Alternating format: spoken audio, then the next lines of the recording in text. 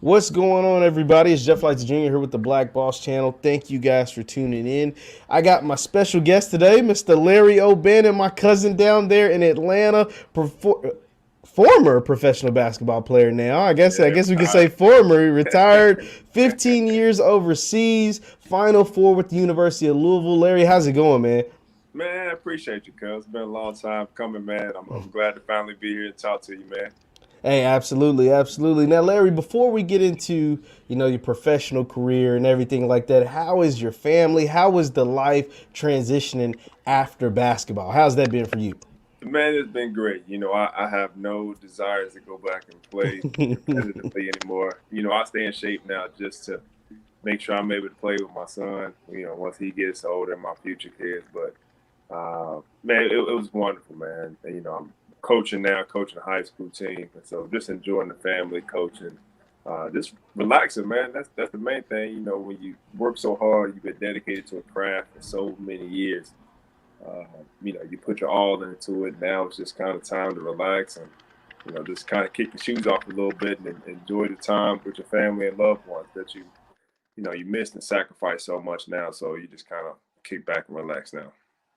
Now, Larry, you played, like I said, 15 years overseas. If you can remember, if you can tell me, what are some of the teams overseas that you played for, and what was that experience like playing so long basketball for so long at the professional level like for you? It was great, man. As I got older, it was tough being over there by myself and being away from my family for so long. I think that was probably more so what made me retire more than anything. I probably could have played a couple of more years, but just kind of got tired of being by myself. But man, the great part about I played in Serbia. I played in a team called Red Star in Belgrade. Really cool place, man. Very rowdy. So when I see Nikola Jokic get into it with guys, he talk about I'm from Serbia. I understand what he means by that. I've lived there. Lived in Italy for a couple of years. I played there. I played in Russia. I played in France. I played in Israel for quite a few years. I played in South America and Argentina for some years too. I really enjoyed it down there in Buenos Aires. So, uh, nice spread out places, throughout the world. Nice balance of different continents, South America and Europe. So, just enjoyed it, man, over the 15-year course. 15 years doing anything is a long time, man. So what are some of the things? I mean, it is, especially playing a Yeah. professional basketball. So what some people would call a kids game, to get paid to play basketball for so long and have a flourishing career. Just, I mean, what are some of your biggest takeaways from, because you didn't start playing basketball professionally. You played basketball from a kid all the way up until now. Just what are some of the things, or some of the most enjoyable things about playing basketball for so long, especially even at the professional level? Just like you said, honestly, just being able to play something that you would do, I would do for free, and whether I got paid or not. I would play basketball. So to be able to play and to make a living off of it was wonderful. You couldn't ask for a much better blessing. It's just great. Create memories. You get to create networks. You meet so many wonderful people, create lifelong friends, and just relationships and bonds through athletics. A lot of my friends, a lot of my best friends that I have to this day, that even were in my wedding, I met playing basketball. So that's one of the great things about it, is that it brings you closer to people that you become bonded with, and just really get a chance to enjoy and just try new things, man. That's what playing overseas allowed me to, live in new cultures, try new things, new foods, meet new people, learn new languages. So that was kind of cool thing about it, man. So basketball's been wonderful. It's been great. It's been great to me, my family. My family's got a chance to travel, see different landmarks that they never thought that they would. So, uh, man, it's just been awesome. That's awesome, man. Once again, we're talking to Larry O'Bannon, 15-year pro overseas national basketball ranks. Larry, you played in college for the University of Louisville. You guys were able to go to a Final Four back in 2005. Unfortunately, it's the last Final Four that technically counts for U of L, I want to say. But just you played for the legendary coach Rick Pitino. Just what was it like playing for Coach Pitino, and what was it like playing at U of L during that time for Rick? And just talk to me about some of your fond memories at playing during that time. Man, it was wonderful. It's tough. It's tough. I mean, he really pushes you to get in shape. He really, gets every single thing out of you between between the lines. Time you walk into the basketball court, he's gonna get every ounce of talent, energy, perspiration that he can out of you, man. Off the court, treats us like kings, first class. We eat at nice restaurants, we travel nice, stay in nice hotels. Great guy, do anything in the world for you off the court. But between those lines, man, he's very intense. Like I said, it's not easy. It's not for everyone, but he gets the best out of you and pushes you and gets you where you need to go. Teach you a lot of life lessons. Now, being a former, there, Rick Pitino, U of L, just when the game's over from the college perspective, are you able to stay in touch with some of your teammates? Are you able to stay in touch with the program? Kind of how was that like for a guy of your stature and a guy who played for a prestigious program like the University of Louisville? I did. I still keep in touch with some of my coaches to this day. A lot of my teammates. For the years that I was playing professionally, I would go back during the summertime when I was home. I would work out at the University of Louisville, play with the guys, work out during individual sessions sometimes. I lift with the infamous Ray Ganong, the strength and conditioning coach that was there for so long. Man, I don't have a 15-year career without him. So I would come back and work out with him, pretty much doing my same college lifting regimen. And Fred Hina, the head trainer there. And so, I was always around. Whenever I would go and work out, I would go up to the gym, because a lot of times the guys weren't there, wasn't nobody in there. So I was able to lock in and focus and get done what I needed done. Sometimes if you go to a public gym or something like that, you kind of lose focus, or people distracting you, or, different things that kind of get you off task of what you're there to do. So a lot of times it was pretty cool, man, that the doors were always open, that you were able to go in there and work out and get what you need to get done and get out of there. Yeah, now Larry, playing, for so long, just now you're transitioning to your family life. Now you're transitioning to coaching, as you mentioned earlier. Now you're transitioning out of basketball, at least at the professional ranks or living ranks, and now you're being a husband, a father, and those type of things. Like, how is that transition now that you don't have to go to work or go to practice or go to games, and you're in the States once again? What's that transition been like for you? Man, it's been cool, man. Honestly, practice was probably the thing that really kind of bogged me down the most. I love competing and playing in the game, but as I got older, man, I got tired of practice. Practicing every day, twice a day.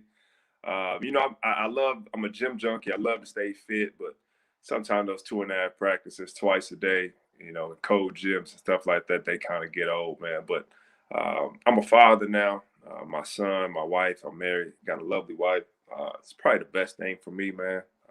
Just to kind of be home with them, even coaching sometimes kind of takes up some of my time, but be at home with my wife, my son, just kind of being a couch potato, playing with him. He's learning. He's kind of getting an itch for basketball. Got him a basketball goal. He's picking up the ball and shooting it in the goal. So these are probably the best experiences for me, man. I really don't even think about playing a whole lot anymore. I just sit back and enjoy my family, man. That's probably the best thing for me. Sometimes it's even better than playing for me. Hey, that's awesome, man. That's awesome to hear. That's awesome to see. Just now that you've transitioned out of basketball, at least from the playing perspective, do you still follow along? Do you keep up with either U of L or the professional ranks, and how do you follow along those? Do you? I do. I keep up with U of L whenever, if I'm not playing, if I don't have my own game. If U of L's on, I'm always tuned in. I jump in on Twitter sometimes if I'm watching the game and interact with people, or just kind of tweet different things that's going on. I watch the NBA. I like watching certain players play. I don't watch it just to watch it all the time. Um, but I do like watching certain players play. Obviously, I like watching LeBron play, but I like watching Giannis, some of the superstars play. I really enjoy watching um, Joel Embiid. I like watching him.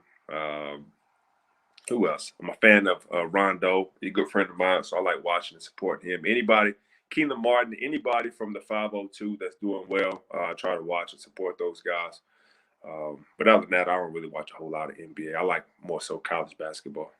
Okay, hey, that's great. I'm more of a college myself too. I love watching college, and I love watching the from Louisville. Once again, we're talking to Larry O'Bannon, 15-year NBA vet, Final Four finalist with the University of Louisville back in 2005. Now, Larry, you talked about Rondo, you talked about the guys from the 502, but For some of those guys, they've been a part of your podcast. Now, talk to me about your podcast, kind of how that came about, and what's the uncensored Larry O'Bannon podcast. What's that all about? The Player's Perspective Uncensored Podcast with Larry O'Bannon. Podcast that really been it's been going on for a couple of years now, something that I've been thinking about. It's been going since 2019. Probably started my thought process in 2018, just hanging out with my friends playing spades, and we just have conversations, talk about different things. And I'm like, man, it'd be pretty cool to, start a podcast and just have some of these conversations that we normally have. And so I started thinking about it, and originally I was going to have a group of guys on there. And so from time to time, I have different guys on, some of my friends, but kind of tweaked it and said, what if we talk to different basketball players and sort of get some behind the scenes things about what they think about, what motivates them, what's inspiring them. And I also became a bourbon fan. And so I said, nobody really talks about sports and bourbon. And so, I just kind of combined the two. They's like, you going to talk about bourbon? I said, man, talk about what I want to talk about. That's why it's uncensored. And so, I think it's one of a kind. You don't really have a lot of shows to talk about spirits and talk about sports. So something that really enjoy. I haven't got a chance to be as consistent with it as I want to, but we try to put out podcasts, a few times a month just to keep our audience nice and satisfied. Yeah, man, you've had some really dope U of L legends to former NBA players. What are some of the cool stories that you've been able to hear from the podcast that your audience may have enjoyed, that maybe even my audience might enjoy? I would probably tell them to go listen to the Daryl Griffith podcast. I would tell them to listen to the Samaki Walker podcast. Samaki Walker was talking about the whole saga between Jim Jackson, Jason Kidd, Jamal Mashburn, and Tony Braxton. And so he talked about that whole ordeal. We talked about Daryl Griffith. We talked about some of his infamous stories of him signing autographs. What else sticks out in my mind? I got Ellis Miles coming out on the podcast tomorrow. That'll be a really good one. Derek Anderson was a good podcast. But Griff, Samaki Walker, and that was probably my top. Michael Bush was pretty good as well. Michael Bush had a lot to say on his podcast, so he had a really, really good one. So those are the main ones. But we have wonderful guests, man. We have a bunch of wonderful guests still coming up. We got Luke Hancock coming up. We got Ellis Miles coming out this week. Probably have another tasting with Rondo pretty soon. We got some more bourbon master distillers coming up. Great podcast. Ebony Major, another podcast that episode. I can't remember the number, but she was a wonderful guest, man. Real personality, lovely young lady that I had on my podcast. It was a pleasure and an honor to be able to have her on. She was one of the first Black master distillers in the industry. She talked about what it was like for her not only being African American, but also being a female in the industry, being a master blender, not a master distiller, master blender. She had a wonderful episode, so it's definitely one that I would recommend go listen to as well. But it's a great podcast. Definitely hope that some of you guys subscribe, listen to it, give me your feedback. I'd love to continue to grow as a podcast. It's something we look forward to growing, man. Yeah, no, I love tuning in, man. I really love the bourbon perspective because, like you said, it's different. I'm a bourbon connoisseur myself, kind of, and I get put on by listening to your stuff, the Wellers and all these different things. They were sending you bottles, and I was like, "Yo, what is that?" So I'll go check it out, see what it is, and I'm like, "Oh man, this is some good stuff." I learned it right from listening to your podcast because I would have never ever known about it. About it, I thank you for that, Larry. I don't want to hold you for too, but I do want to talk more basketball, talk about Coach Pitino and what he's able to do, right now with Iona. What are you seeing from Coach Rick? Are you surprised by the fact that he's having so much success at a school like Iona, like most people like myself have never heard of before, and that he's able to make things happen, like upset the number 10 team in the country? What are your thoughts on Coach Pitino and his he's having at Iona? Coach is a great coach. He's going to make whatever team or program he's coaching at, he's going to make them relevant. He's going to turn them into a wonderful basketball team. So it's not surprising, man. His style of play, the way he coaches, he's prepared. Anything's possible with him, as you've seen with our team. We weren't the most talented. We had, we had good talent, but we weren't the most talented. But our style of play and his coaching was able to get us where we needed to go. But no, not surprised at all, man. I think it's got more to come as he gets able to recruit and get the players that he wants that fit his style. I wouldn't be surprised to see more games and more upsets like the one versus Alabama. No, here, I love me some Rick Pitino, man. I ain't even gonna act like the funk at all. I love Rick. I love what he's doing at Iona. I love what he did at Louisville. I hate the way it ended. That's another story for another day. Larry, I want to get you out on this, man. I love the stuff that you're doing with the podcast. If you could just give some, you kind of touched on it a little bit, but give the people like what is coming next from Larry O'Bannon from the Players Perspective podcast, and what are some of the things you might have in the works? The Players Perspective Uncensored Podcast. You can check us out on YouTube. Our channel is the Players Perspective Podcast. On Instagram, our page is the Players Perspective Podcast. On Twitter, we're always tweeting the PPU Podcast. Like I said, again, this week we got Ellis Miles coming on the podcast. We got Luke Hancock coming up pretty soon. Working on getting a couple more guys. I can't say for sure who's locked in, but as of right now, those are the two probably the next episodes that'll be coming out. Ellis Miles will be released this week, and Luke Whitehead will be following that. Also working on getting a couple NBA guys on the podcast as well, and a couple Master Distillers. So that's what's in the works, man. Right now, the schedule's kind of hectic between family, coaching, and working as well. So I'm not able to put them out as often as I am because I'm in season. But we try to get them out at least every couple times a month to put episodes out and, really bring some good audiences, not audience, but just episodes and good guests for you guys to listen into. So the Players Perspective Uncensored, make sure you subscribe on YouTube. Make sure you can find us on any of your favorite podcast platforms. Great guests, great bourbon, reviews, talks, hosts with guests. And so check us out and let us know what you think.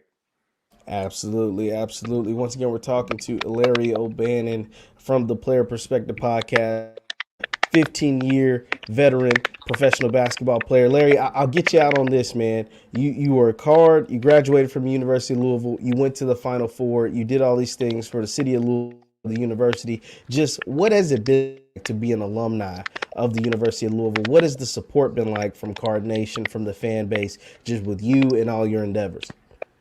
Oh, it's been great. Every time I'm home, you always walk out. People, appreciate what you did for the city. They always want to show love. Once a card, always a card. They always want to come up and talk about stories with the Final Four run, about playing for Rick Pitino, about playing in Freedom Hall. So it's always love, man. Every time I come home, people always show support. They talk about, how's it like playing overseas? How's everything going? Family. So it's always cool, man, when people want to stop and just kind of talk and support and talk sports a little bit and catch up on some memories and talk about the current teams and current situation with Coach Mack and the Cards and, how things are going. So it's always love, man. It's always great reception anytime I'm home and I'm in the city. Well, we appreciate you, Larry, man. Thank you for taking a few minutes out your stopping by, talking with me.